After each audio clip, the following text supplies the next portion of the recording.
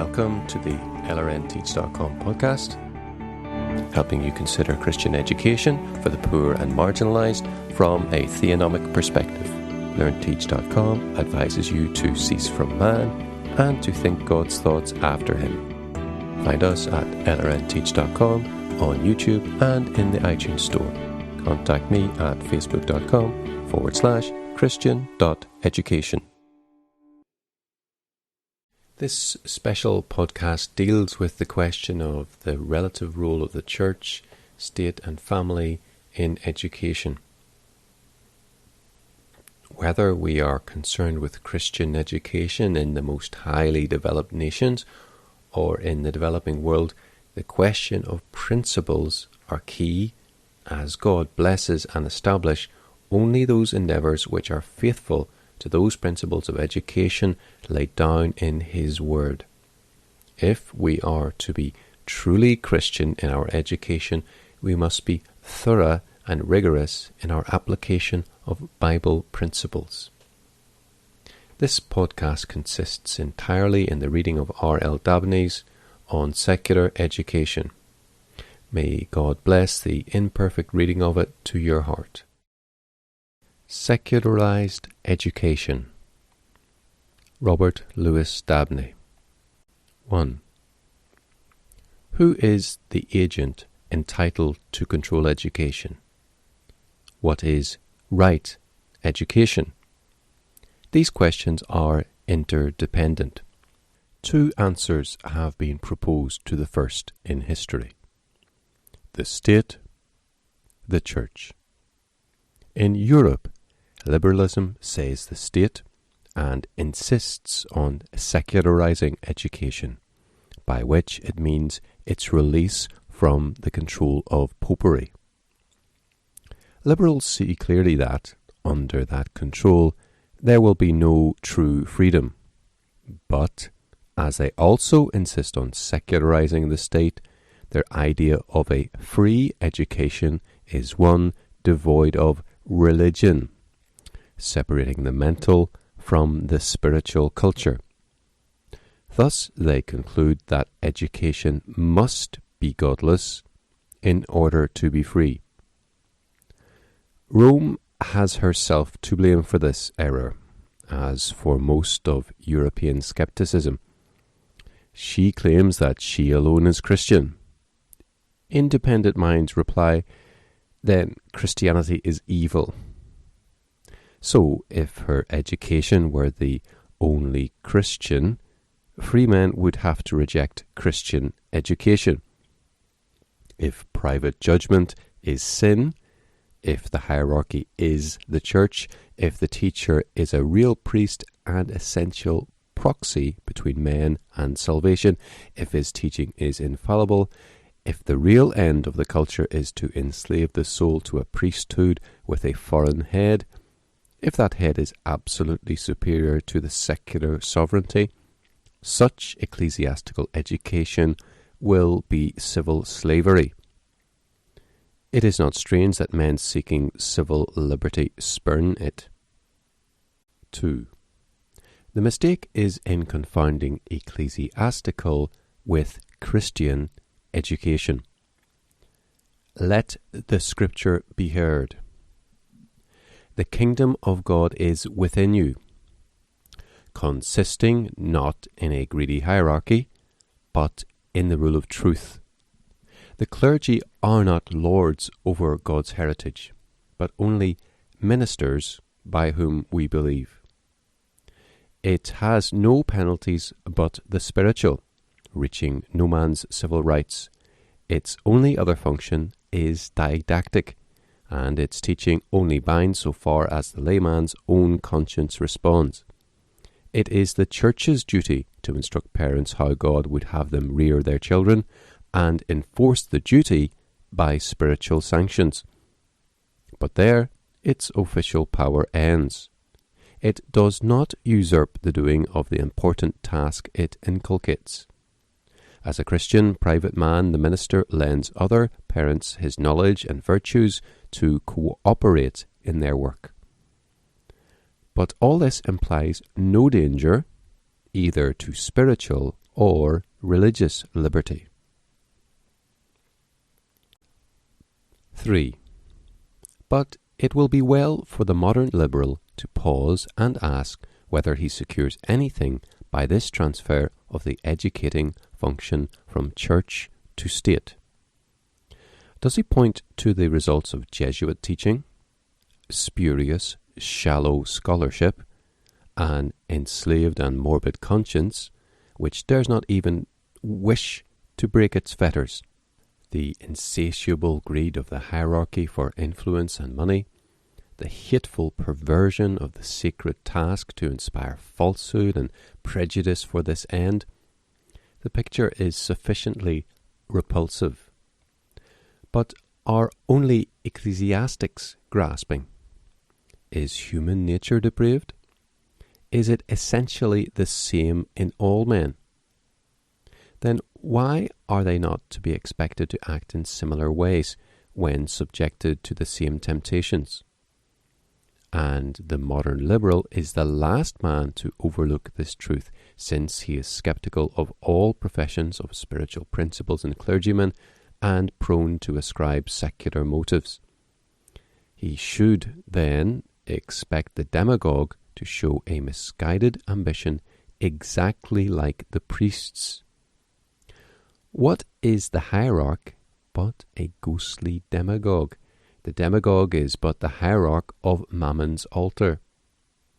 Does he not, for instance, pervert that other educating agency, the press, just as violently as the Jesuit the school? Now, let him become ruler in the state, and the state become educator, and there is just the same risk that the education of youth will be perverted to subverse faction, and that by the hateful means of imbuing their minds with error and passion in place of truth and right. The result is despotism of a party instead of a pope. One may be as bad as the other. 4. But if the state is the educator, in America at least, education must be secularized totally. In theory, our state is the Institute for Realizing Secular Justice. It has absolutely severed itself from all religions equally, has pledged itself that no man's civil rights shall be modified or equally diminished by any religion or the lack of any, and has forbidden the establishment of any religion by law and the imposition of any burden for a religious pretext on any. But the state school teacher is her official and teaches by her authority. All school officials derive their authority from state laws. Hence, all their functions are as truly state actions as those of the sheriff in hanging or the judge in sentencing a murder. Especially is the school fund, raised by taxation, the common and equal property of the people. 5. But as our people are divided among many religions, that money ought no more to be used in schools to teach one religion in preference to the others than in a church establishment. Once the people of a small state like Connecticut were so homogeneous that any dissident minority was minute, and the dominant religion was taught on state account, without any protests loud enough to be inconvenient. But the mixture of our people, and especially the strength and audacity of popery, now makes all this different. Papists make an effective issue, arguing that the state must not use the people's money to teach King James's version, which they, a part of the people, believe heretical. Zealous Protestants, usually zealous state schoolmen, try to flout this plea, but they would assent to the state's teaching their children with their money. The version which says, "Except you do penance, ye shall all likewise perish," they exclaim, "This is an erroneous version, while King James's is faithful." Theologically, that is doubtless true, but the very point of the state's covenant with the people is that the state shall not judge either way of that proposition. It has been bargained that, in the state arena, we shall respect papists' religious views, precisely as we require them to respect ours. Suppose them someday in as large a majority in some state as Protestants are in New England. Would we acquiesce in their forcing the study of the Douay version in state schools? So, unless we admit that our might makes right, we ought not to inflict the parallel wrongs on the Jews, Mohammedans, atheists, and Buddhists among us, because they are still few. 6. It is sought to parry this conclusion thus: while all religions are equal and no one established, the state is not an atheistic institute, but must ground itself in the will of God, which is the standard of all rights. That the state is an ethical institute and for ethical ends. That hence it enjoins the Sabbath, punishes blasphemy, etc. That equally the state, while not establishing one religion to the prejudice of others, ought to teach the divine truths common to all, by the unsectarian use of the Bible. But whether this be the just basis of a commonwealth or not, our states do not avow it. And second, the question is not of the original scripture in common schools, but of some one version among other competing ones, which even Protestants do not claim to be infallible. Hence the question, which version, raises sectarian issues. Third, we do not believe any more than these reasoners that the state can be atheistic because it is an ethical institute and the divine will is the only valid ethical rule. But the state finds a theistic basis in natural theology. The proof is that pagan states, resting only on natural theism, were valid and rightful. Romans 13:5 possessed the allegiance even of Christians. The evasion, therefore, is futile. 7. But be the logic of this question what it may, the actual result is certain. The papists will inevitably carry the point, as they have already done in many places.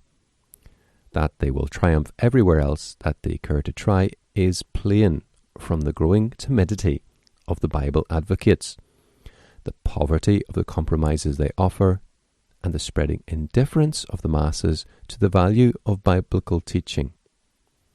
In fact, on American premises, the Bible advocates have no plea but a pious predilection, and sooner or later, logical considerations, when so clear, must assert their force.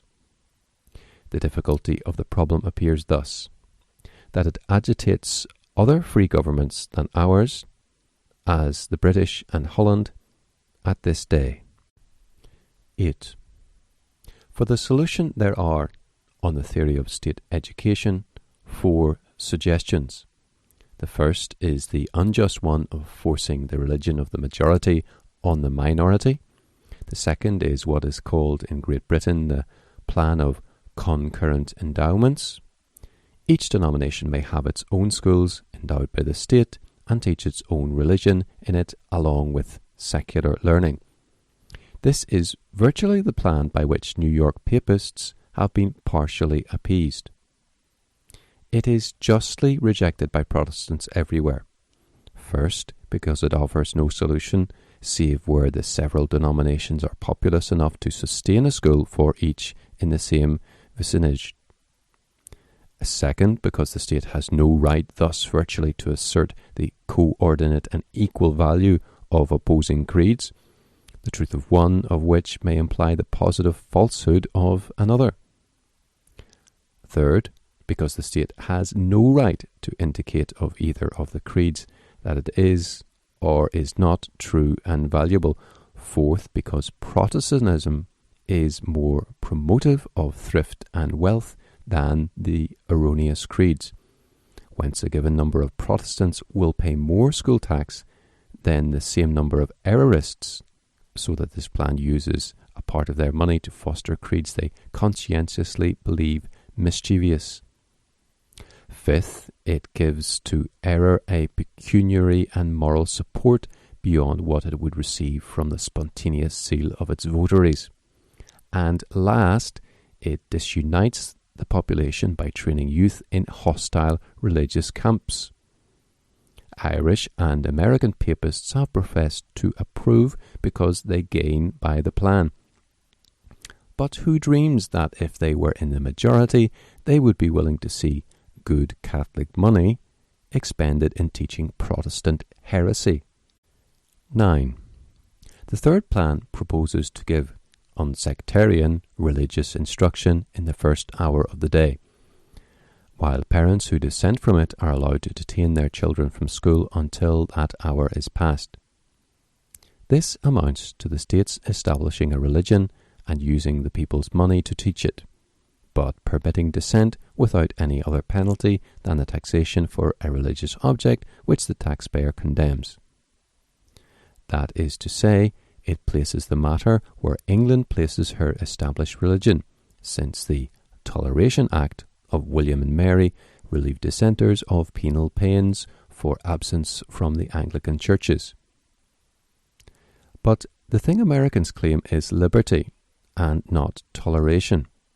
They deny the state's right to select a religion as a true and useful one for anybody, willing or unwilling. Those who dissent from the selected religion deny that the state may thus expend the people's money as a bait to careless or erroneous parents to submit their children to the inculcation of error. 10.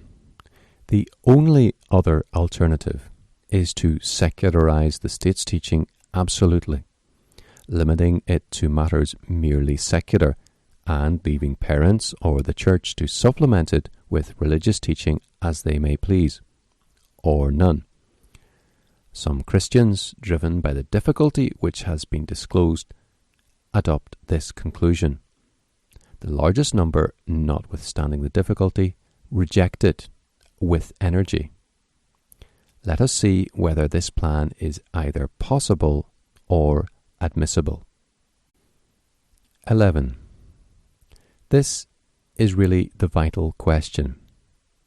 It cannot be discussed until we agree that education is, and disperse deceptive misconceptions of it. It is properly the whole man or person that is educated, but the main subject of the work is the spirit. Education is the nurture and development of the whole man for its proper end. The end must be conceived aright in order to understand the process. Even man's earthly end is predominantly moral. Now, if dexterity in any art, as in the handling of printer's type, a musket, a burin, a power loom, were education, its secularization might be both possible and proper. Is not a confusion here the source of most of the argument in defense of that theory? For instance, why may not the state teach reading and writing without any religious adjuncts, as legitimately as the mechanic thus teaches his apprentices filing, planing, or hammering? Because dexterity in an art is not education. The latter nurtures a soul, the other only drills a sense organ or muscle. The one has a mechanical end, the other a moral. And this answer cannot be met by saying, let it then be agreed that the state is only teaching an art, a dexterity that, for instance, of letters. For the state refuses to be understood thus. It claims to educate, as witnessed by the universal argument of the advocates of this state function, that she has the right and duty of providing that the young citizens shall be competent to their responsibility as citizens. but these are ethical. Again, if the state professed to bestow not an education, but a dexterity, equity would require her bestowing not only the arts of letters, but all other useful arts. For only the minority can ever live by literary arts. The great majority of children have equal rights to be taught the other breadwinning arts. Thus, government would become the wildest communism. No, the state cannot adopt this evasion. Unless she says that she educates, she can say nothing. 12. It should also be remarked here that the arts of reading and writing are rather means of education than education itself, and not the only nor the most effective means.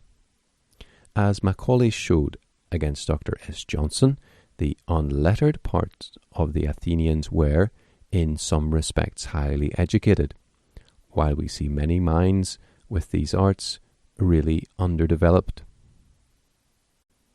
13. But is a really secularized education either possible or admissible? 14. First, no people of any age, religion, or civilization before ours has ever thought so. Against the present attempt, right or wrong, stands the whole common sense of mankind. Pagan, Papist, Mohammedan, Greek, Protestant have all hitherto rejected any other education than one grounded in religion, as absurd and wicked. Let Mr. Webster be heard against the Girard will, which enjoined, in order to exclude Christianity from its college, that no minister should ever enter its walls. The argument against the will here was that the trust it proposed to create was, in this, so opposed to all civilized jurisprudence as to make it outside the law, and so void. So formidable did the point seem to lawyers that Mr. Horace Binney, of the defence, went to England to ransack the British laws of trusts. It was in urging this point that Mr. Webster uttered the memorable words. 15. In what age, by what sect, where, when, by whom has religious truth been excluded from the education of youth? Nowhere, never. Everywhere and at all times it has been regarded as essential. It is of the essence, the vitality of useful instruction. And this was not the assertion of Mr. Webster, the politician, but of the learned lawyer, face to face with able opponents, and making one of the most responsible forensic efforts of his life. He knew that he was uttering the weighty voice of history and jurisprudence. 16. Let another witness be heard of equal learning and superior character. It must be acknowledged to be one of the most remarkable phenomena of our perverted humanity that among Christian people, and in a Protestant land, such a discussion should not seem as absurd as to inquire whether schoolrooms should be located under water or in darksome caverns. The Jew, the Mohammedan, the follower of Confucius and of Brahma, each and all are careful to instruct the youth of their people in the tenets of the religions they profess, and are not content until, by direct and reiterated teaching, they have been made acquainted with at least the outline of the books which contain, as they believe, the revealed will of deity. Whence comes it that Christians are so indifferent to a duty so obvious and so obviously recognized by Jew and pagan? 17. We are attempting then an absolute novelty. But may not the tree be already known by its fruits? State education among Americans tends to be entirely secularized. What is the result?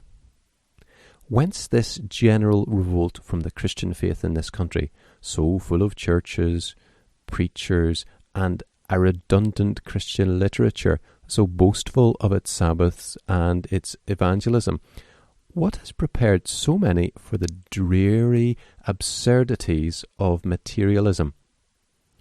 Why do the journals, which seek a national circulation, think it their interest to affect a religion? Why so many lamentations over public and popular corruptions? He who notes the current of opinion sees that the wisest are full of misgivings as to the fruits of the present methods. As a specimen, let these words from the Governor of Massachusetts at a recent anniversary be taken. He, Governor Rice, lifted up a warning voice with respect to the inadequacy and perils of our modern system of one-sided education, which supposed it could develop manhood and good citizenship out of mere brain culture. 18. Second, true education is, in a sense, a spiritual process, the nurture of a soul. By spiritual, the divines mean the acts and states produced by the Holy Ghost, as distinguished from the merely ethical. The nurture of these is not human education, but sanctification. Yet education is the nurture of a spirit which is rational and moral, in which conscience is the regulative and imperative faculty, whose proper end, even in this world, is moral. But God is the only Lord of the conscience. This soul is his miniature likeness. His will is the source of obligation to it. Likeness to him is its perfection, and religion is the science of the soul's relations to God. Let these statements be placed together, and the theological and educational processes appear so cognate that they cannot be separated. Hence it is that the common sense of mankind has ever invoked the guidance of the minister of religion for the education of youth. In India the Brahmin, in Turkey the Imam, in Jewry the Rabbi, and in Christian lands the pastor. So, everywhere, the sacred books have always been the prime textbooks. The only exception in the world is that which Rome has made for herself by her intolerable abuse of her powers. Does the secularist answer that this sacerdotal education results in a Boeotian character and puerile culture?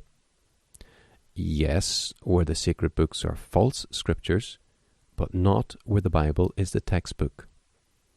So that these instances prove that the common sense of mankind has been at bottom correct, and has only been abused in some instances by imposture.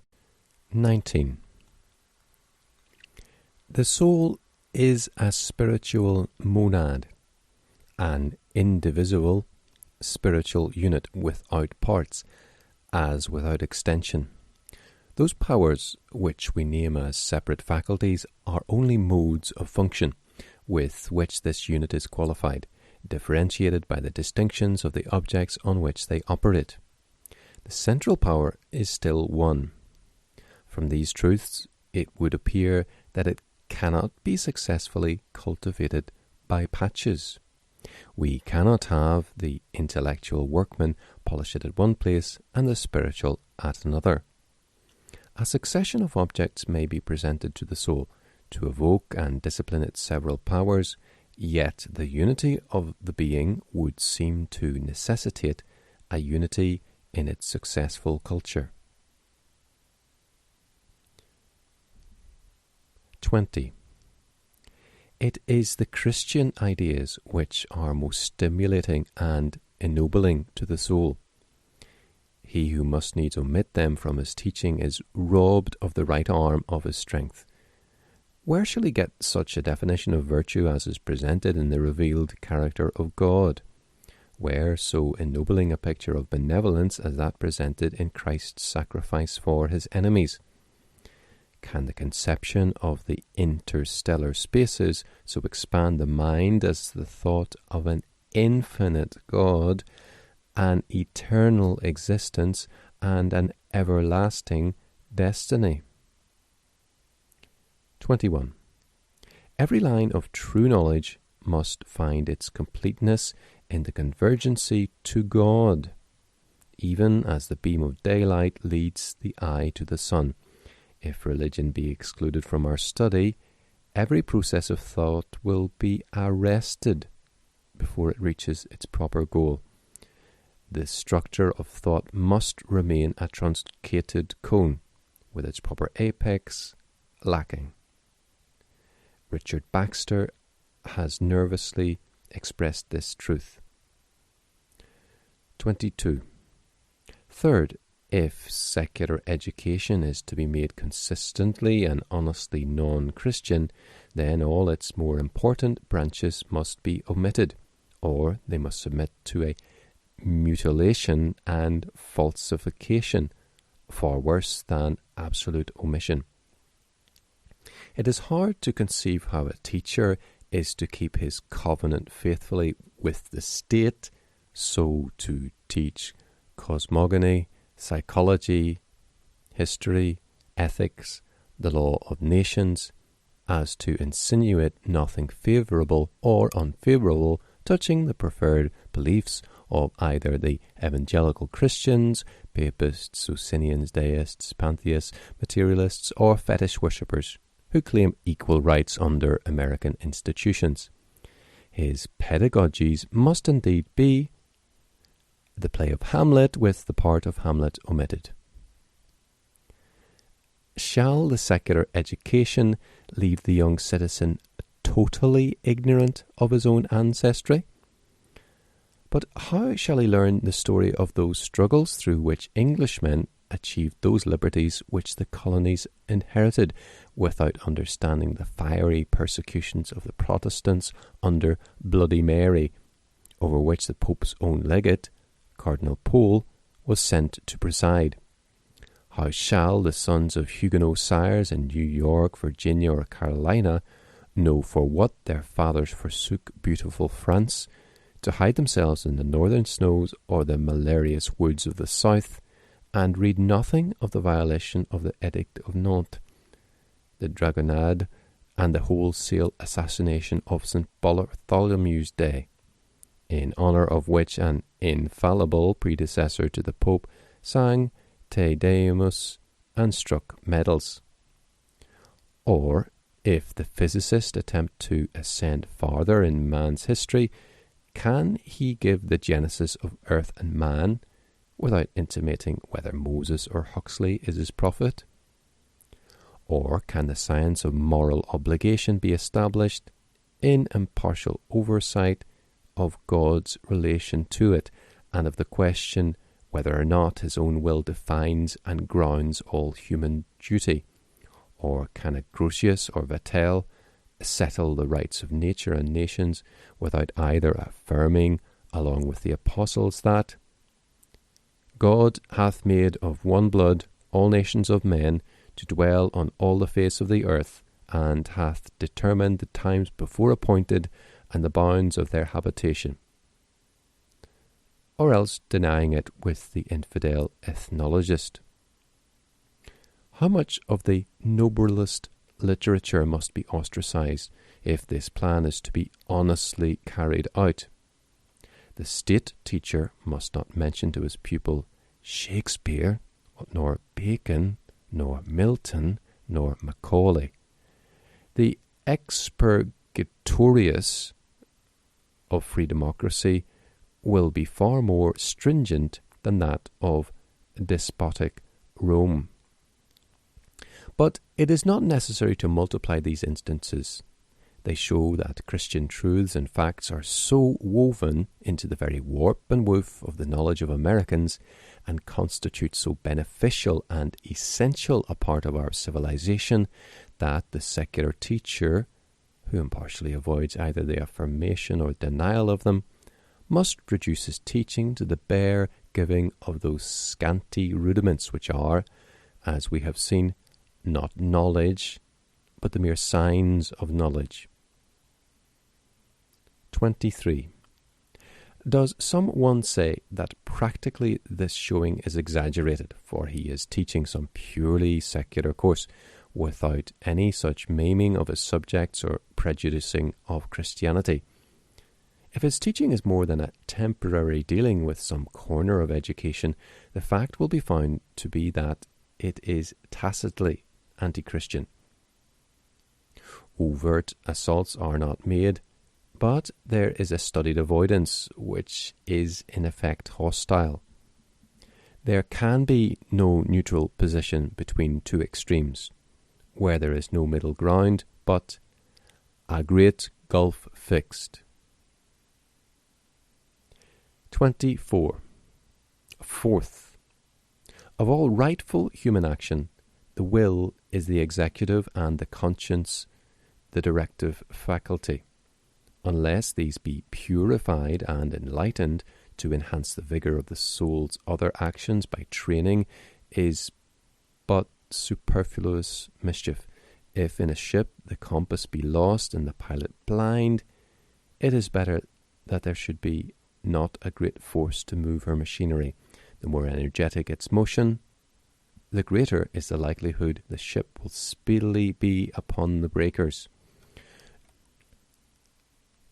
Surely this is sufficient to show to the reflecting mind that right moral inculcation cannot be separated at any point or for any time from the intellectual without mischief. 25. One very obvious, and yet not the weightiest application of this truth, is to the discipline of the school itself.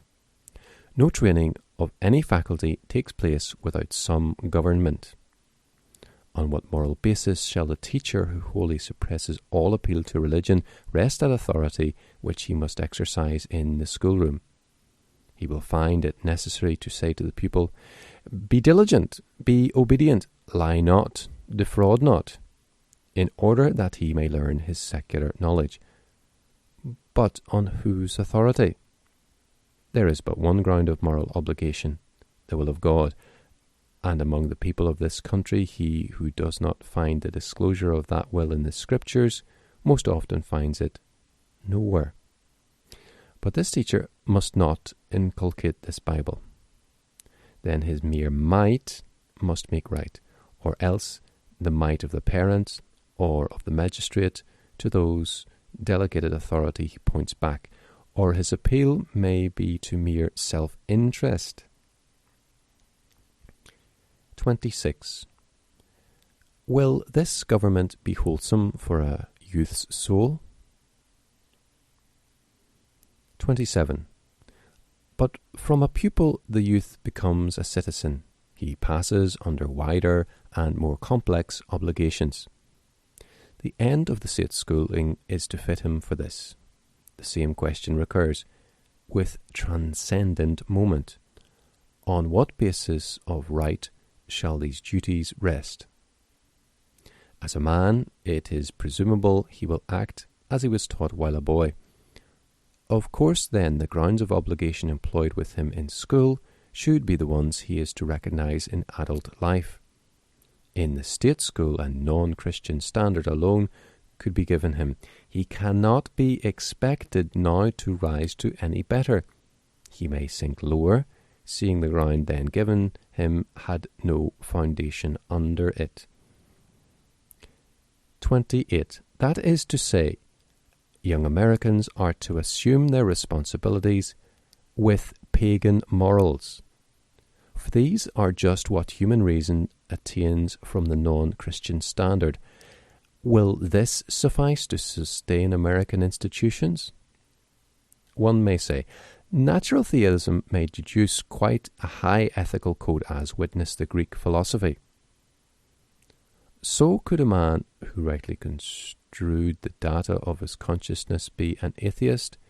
Even the atheist might find in them proof that conscience ought to govern, but he does not, nor does the pagan reason act as Epictetus speculated.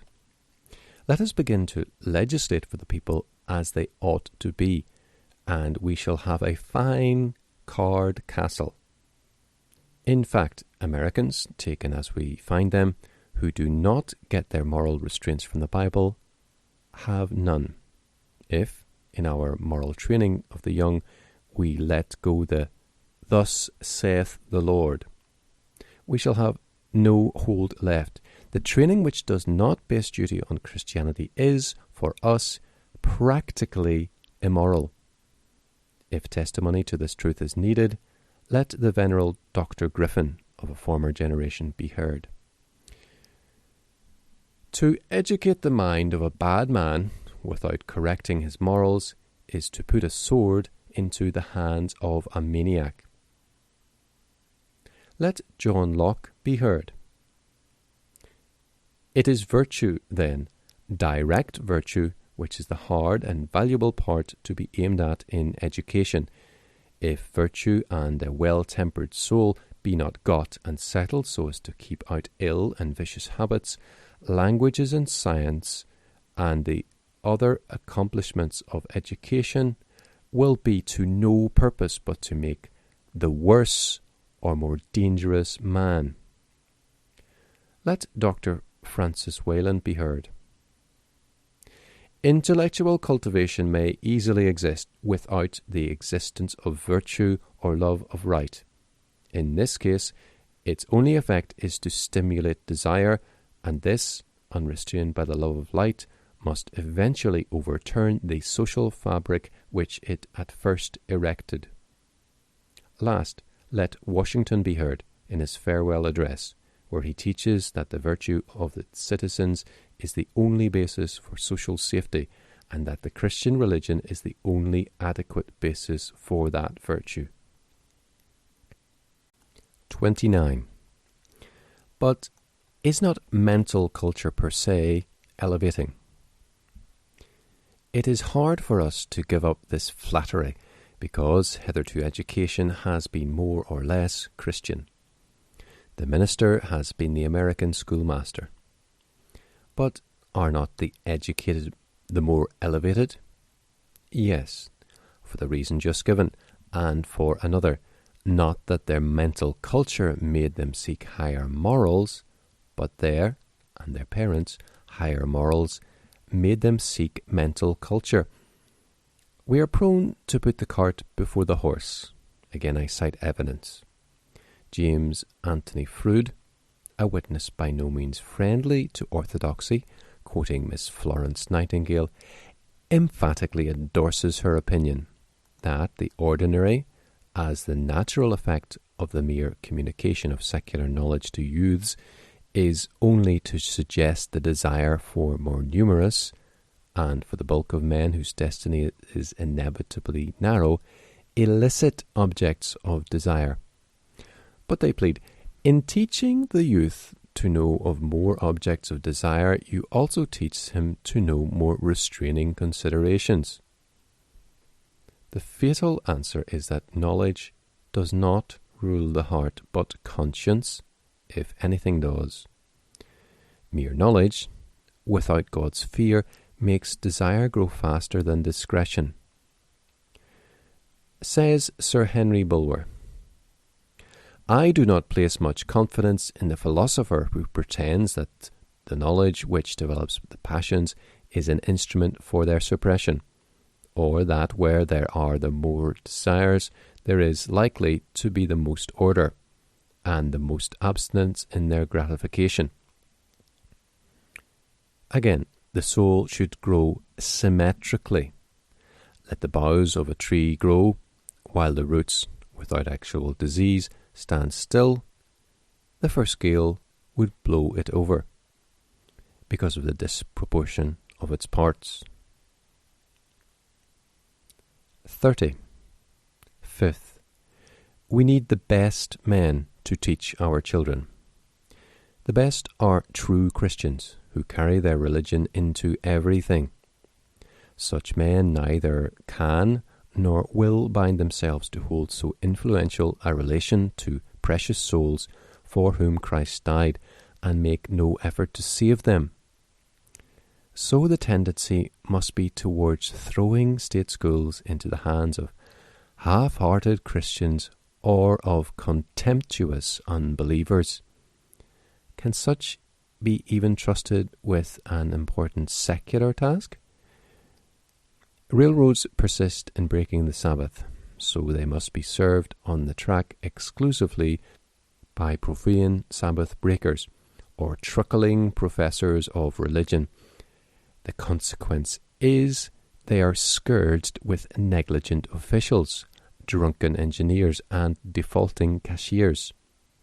So the state will fall into the hands of teachers who will not even teach secular learning honestly. Money will be wasted, and the schools will become corrupting examples to their own pupils of slighted work and abused trusts.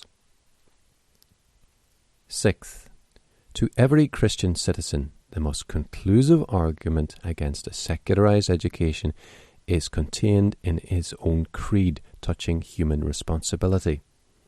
According to this, obligation to God covers all of every man's being and actions.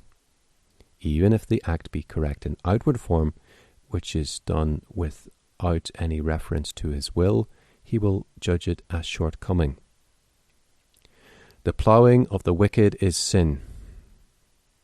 The intentional end to which our action is directed determines its moral complexion supremely. Second, our Saviour has declared that there is no moral neutrality. He that is not with him is against him, and he that gathereth not with him scattereth abroad. Add now the third fact, that every man is born in a state of alienation from God, that practical enmity and atheism are the natural outgrowth of this disposition, that the only remedy for this natural disease of man's spirit is gospel truth. The comparison of these truths will make it perfectly plain that a non-Christian training is literally an anti-Christian training.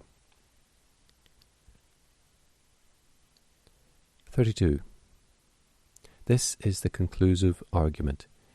The rejoinder is attempted, that Christians hold this theology as church members and not as citizens, and that we have ourselves urged that the state is not an evangelical agent, and its proper business is not to convert souls from original sin.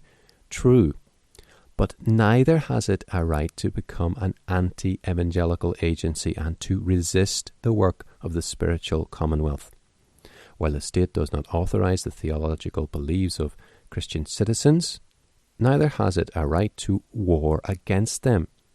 While we have no right to ask the state to propagate our theology, we have a right to demand that it shall not oppose it. But to educate souls thus is to oppose it, because a non-Christian training is an anti-Christian training. It may be urged again that this result, if evil, will not be lessened by the state ceasing to teach at all, for then the training of youth will be, so far as she is concerned, equally non-Christian. The answer is that it is one thing to tolerate a wrong as done by a party over whom we have not lawful control, but wholly another to perpetuate that wrong ourselves. For the state thus to do what she ought to condemn in the godless parent, though she be not authorized to interfere, would be the sin of framing mischief by a law. The very trait of that throne of iniquity with which the Lord cannot have fellowship. 33. It is objected again that if the state may govern and punish, which are moral functions, she may also teach. If we are prepared for the theocratic idea of the state, which makes it the universal human association, the pan of human organisms, bound to do everything for society from mending a road or draining a marsh up to supporting a religion, then we can conclude thus. But then consistency will add to state schools a state religion, a beneficed clergy, a religious test for office, and state power wielded to suppress theological as well as social error. Again, while secular ruling and punishment are ethical functions, they are sufficiently grounded in the light of natural theism.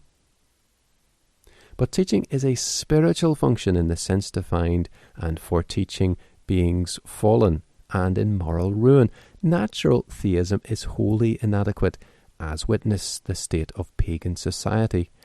Christian citizens are entitled, not by the state, but one higher, God, to hold that the only teaching adequate for this fallen soul is redemption. But of this the state, as such, knows nothing. As God's institute for realizing secular justice, she does know enough of moral right to be a praise to them that do well, and a terror to evildoers. 34. The most plausible evasion is this: since education is so comprehensive a work, why may there not be a division of labour? Let the state train the intellect, and the Christian parent and the Christian church train the conscience and heart in the home and the house of worship.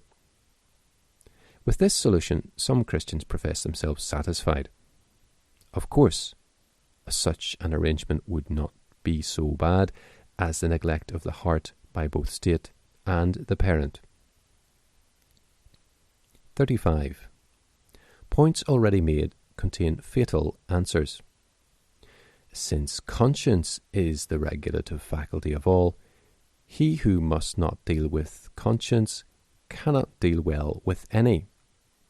Since the soul is a monad, it cannot be equipped as to different parts at different times and places, as a man might get his hat at one shop and his boots at another. It has no parts.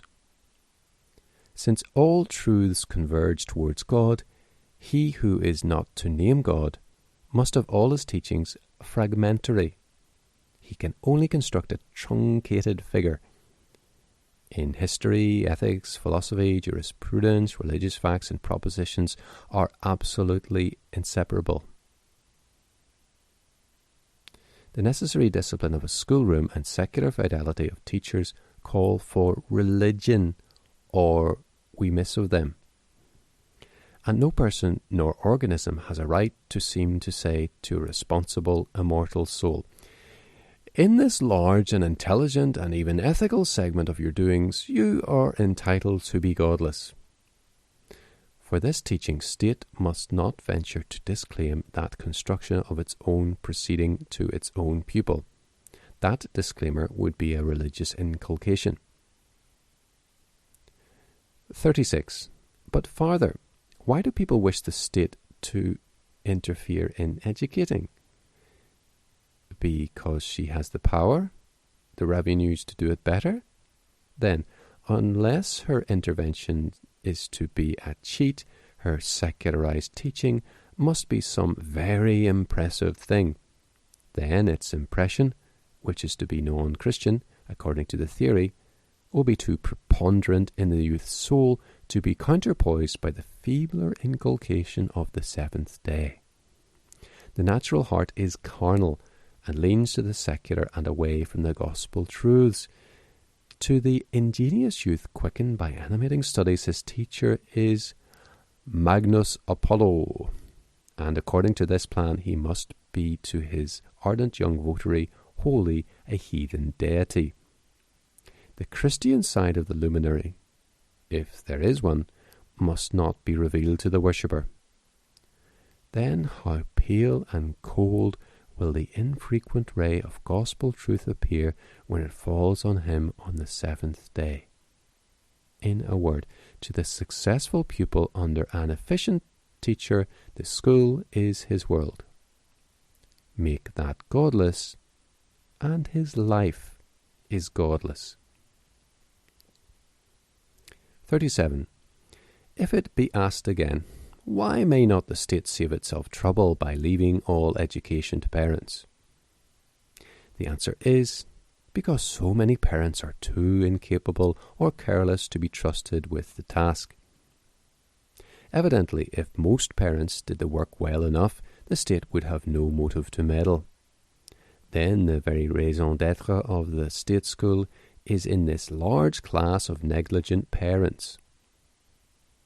But man is a carnal being, alienated from godliness, whence all those who neglect their children's mental will, fortiori, neglect their spiritual culture. Hence, we must expect that, as to the very class which constitutes the pretext for the state's interposition, the fatally one-sided culture she gives will remain one-sided. She has no right to presume anything else, but it may be asked, is not there the Church to take up this part, neglected by both secularized state and godless parent? The answer is, the state, thus secularized, cannot claim to know the Church as an ally. Besides, if the Church be found sufficiently omnipresent, willing and efficient through the Commonwealth to be thus relied on, why will she not inspire in parents and individual philanthropists zeal enough to care for the whole education of youth? Thus again, the whole raison d'etre for the state's intervention would be gone. In fact, the Church does not and cannot repair the mischief which her more powerful, rich, and ubiquitous rival, the secularized state, is doing in thus giving, under the guise of a non-Christian and anti-Christian training. It is also well known to practical men that state common schools obstruct parental and philanthropic effort. Thus, parents who, if not meddled with, would follow the impulse of enlightened Christian neighbours, their natural guides, in creating a private school for their children, to make it both primary and classical, now always stop at the primary. The school tax must be paid anyhow, which is heavy, and that is all they can do.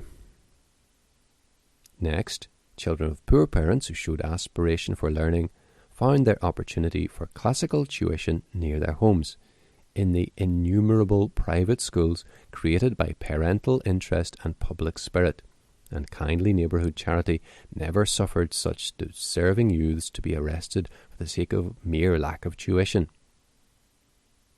Now, in country places not populous enough to sustain state high schools, all such youths must stop at the rudiments.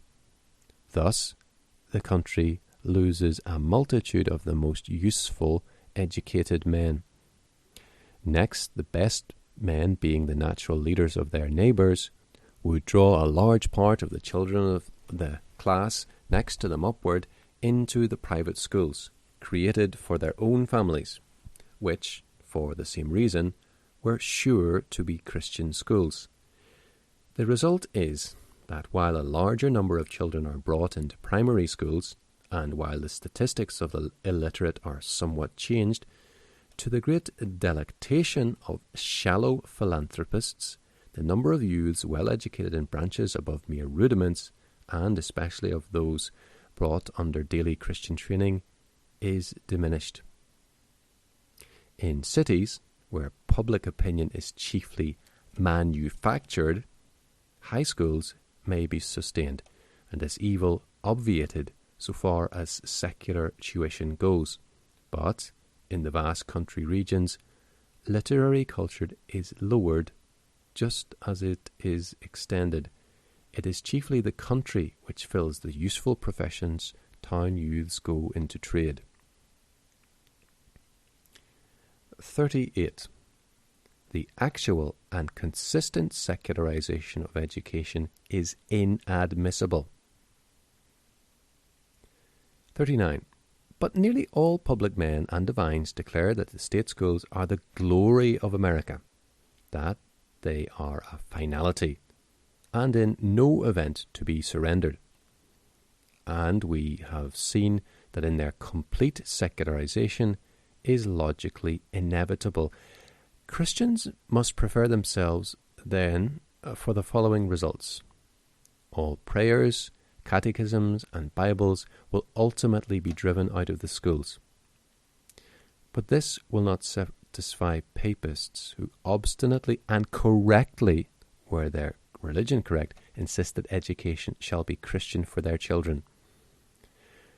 This power over the hopes and fears of the demagogues will secure, what Protestants cannot consistently ask for, a separate endowment out of the common funds. Rome will enjoy, relatively to Protestantism, a grand advantage in the race of propagandism. For humanity always finds out, sooner or later, that it cannot get on without a religion, and it will take a false one in preference to none. Infidelity and practical ungodliness will become increasingly prevalent among Protestant youth, and our churches will have a more arduous contest for growth, if not for existence. 40. Perhaps Americans might be led not to abandon but to revise their opinions touching education by recalling the conditions under which the theory of state education came to be first accepted in this country. This came about in the colonies, which at the same time held firmly to a union of church and state. The Massachusetts and Connecticut colonies, for instance, honourable pioneers in state education in this country, were decidedly theoretic in their constitution. The Reformed religion was intimately interwoven. So all the Protestant states of Europe, whose successful example is cited, as Scotland and Prussia, have the Protestant as an established religion. This and state primary education have always been parts of one consistent system in the minds of their rulers in church and state. A secularized education, such as that which is rapidly becoming the result of our state school system, would have been indignantly reprobated by the Winthrops and Mathers, the Knoxes, Melvilles, and Chalmers, and it is presumed by the Tholics and even Bismarcks of those commonwealths, which are pointed to as precedents and models. It is submitted, whether it is exactly candid to quote the opinions and acts of all these great men, for what is, in fact, another thing from what they advocated. Knox, for instance, urged the primary education of every child in Scotland by the state. But it was because the state he had helped to reconstruct there was clothed with a recognized power of teaching the Reformed religion through the Allied Church, and because it was therefore able, in teaching the child to read, also to teach it the Scriptures and the Assembly's Catechism. Had Knox seen himself compelled to a severance of church and state, which he would have denounced as wicked and paganish, and therefore to the giving by the state of a secularized education, which trained the intellect without the conscience or heart, his heroic tongue would have given no uncertain sound. Seeing then that the wise and good men in adopting and successfully working this system did not so only for communities which united church and state and mental and spiritual training, the question for candid consideration is what modifications the theory should receive when it is imported into commonwealths whose civil governments have absolutely secularized themselves and made the union of secular and spiritual powers illegal and impossible. The answer may perhaps be found by going back to a first principle hinted in the outset of this discussion. Is the direction of the education of children either a civic or an ecclesiastical function? Is it not properly a domestic and parental function? First, we read in Holy Writ that God ordained the family by the union of one woman to one man, in one flesh, for life, for the declared end of seeking a godly seed. Does not this imply that he looks to his parents, in whom the family is founded, as the responsible agents of this result? He has also, in the fifth commandment, connected the child proximately, not with either presbyter or magistrate, but with the parents, which, of course, confers on them the adequate and the prior authority. This argument appears again in the very order of the historical genesis of the family and state, as well as of the visible church. The family was first. Parents at the outset were the only social heads existing. The right rearing of children by them was in order to the right creation of the other two institutes. It thus appears that naturally the parents' authority over their children could not have come by deputation from either state or visible church, any more than the water in a fountain by derivation from its reservoir below. Second, the dispensation of divine providence in the course of nature shows where the power and duty of education are deposited. That ordering is that the parents decide in what status the child shall begin his adult career.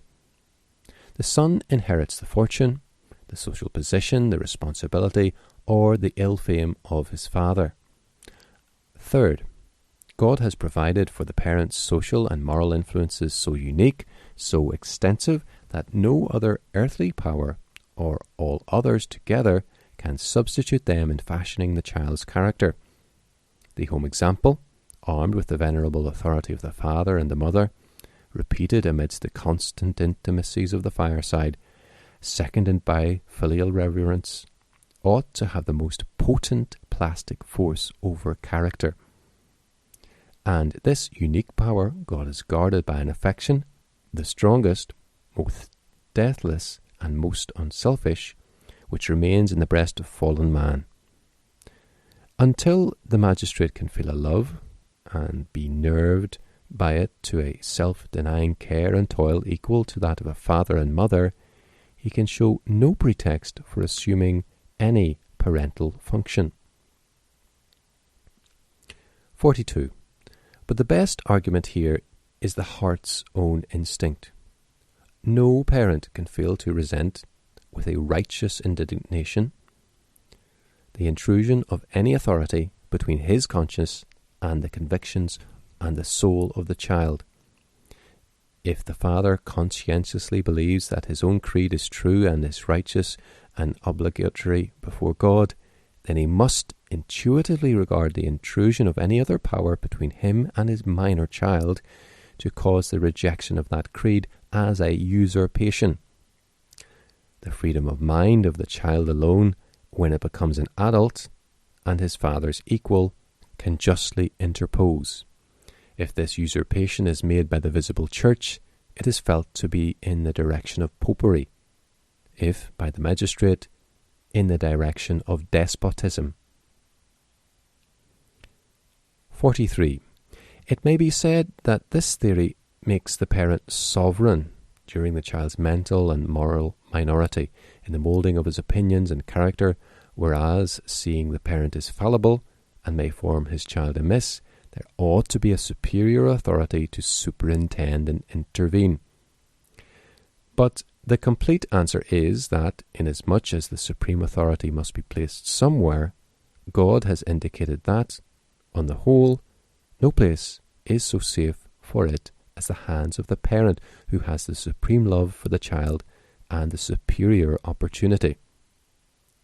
But many parents nevertheless neglect or pervert the power. Yes, and does the state never neglect and pervert its powers? With the lessons of history to teach us the horrible and almost universal abuses of power in the hands of civil rulers, that question is conclusive. In the case of an unjust or a godless state, the evil would be universal and sweeping. Doubtless God has deposited duty in the safest place. 44. The competitions of the state and the church for the educating power have been so engrossing that we have almost forgotten the parent as the third and the rightful competitor. And now many look at his claim almost contemptuously. Because the civic and the ecclesiastical spheres are so much wider and more populous than his, they are prone to regard it as every way inferior. Have we not seen that the smaller the circle is, in fact, the most original and best authorized of the three? Will any thinking man admit that he derives his right to marry, to be a father from the permission of the state. Yet there is an illusion here, because civic constitutions confer on the state certain police functions, so to speak, concerning marriage and families.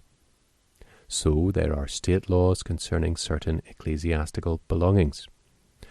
But what Protestant concedes therefrom that his religious rights are either conferred or can be rightfully taken away by civil authority? The truth is that God has immediately and authoritatively instituted three organisms for man on earth: the state, the visible church, and the family. And these are coordinate in rights and mutual independence. The state or church has no more right to invade the parental sphere than the parent to invade theirs. The right distribution of all duties and power between the three circles would be the complete solution of that problem of good government, which has never yet been solved with full success. It is vital to a true theory of human rights that the real independence of the smallest yet highest realm, that of the parent, be respected. Has it not been proved that the direction of education is one of its prerogatives? 45. But does not the state's right to exist imply the right to secure all the conditions of its existence? And as parents may so pervert or neglect education as to rear a generation incompetent to preserve their civil institutions, does not this give the state control over education?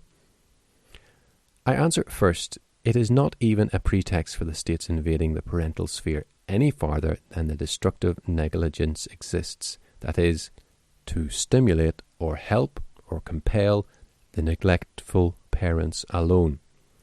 Second, precisely the same argument may authorize the state to intrude into the spiritual circle and establish and teach a religion. But the sophism is here. It is assumed that a particular form of civil institutions has a prescriptive right to perpetuate itself. It has none. So the American theory teaches, in asserting for the people the inherent right to change their institutions. Did our Republican fathers hold that any people have the right to subvert the moral order of society ordained by God and nature? Surely not. Here then is disclosed that distinction between the moral order and any particular civil order, so often overlooked, but so eloquently drawn by Cousin. So far is it from being true that the civil authority is entitled to shape a people to suit itself, the opposite is true. The people should shape the civil authority. 46. It is a maxim in political philosophy, as in mechanics, that when an organism is applied to a function for which it was not designed, it is injured and the function is ill done. Here is a farmer who has a mill designed and well fitted to grind his meal. He resolves that it shall also thresh his sheaves. The consequence is that he has wretched threshing and a crippled mill. I repeat, God designed the state to be the organ for the securing of secular justice. When it turns to teaching or preaching, it repeats the farmer's experience. The Chinese government and people are an example in point. The government has been, for 1,000 years, educating the people for its own ends. The result is what we now see. 47. Government powerfully affects national character by the mode in which it performs its proper functions. And if the administration is equitable, pure and free, it exalts the people. But it is by the indirect influence. This is all it can do well. As for the other part of the national elevation, an object which every good man must desire, it must come from other agencies, from the dispensation of almighty providence, from fruitful ideas and heroic acts with which he inspires the great men whom he sovereignly gives to the nations he designs to bless. chiefly from the energy of divine truths and the Christian virtue, first in individuals, next in families, and last in visible churches. 48. Let us suppose, then, that both state and church recognize the parent as the educating power, that they assume towards him an ancillary instead of a dominating attitude, that the state shall encourage individual and voluntary efforts by holding the impartial shield of legal protection over all property which may be devoted to education, that it shall encourage all private efforts, and that in its eleemosynary character it shall aid those whose poverty and misfortunes disable them from properly rearing their own children. Thus the insoluble problems touching religion in state schools would be solved, because the state was not the responsible creator of the schools, but the parents. Our educational system might present less mechanical symmetry, but it would be more flexible, more practical, and more useful.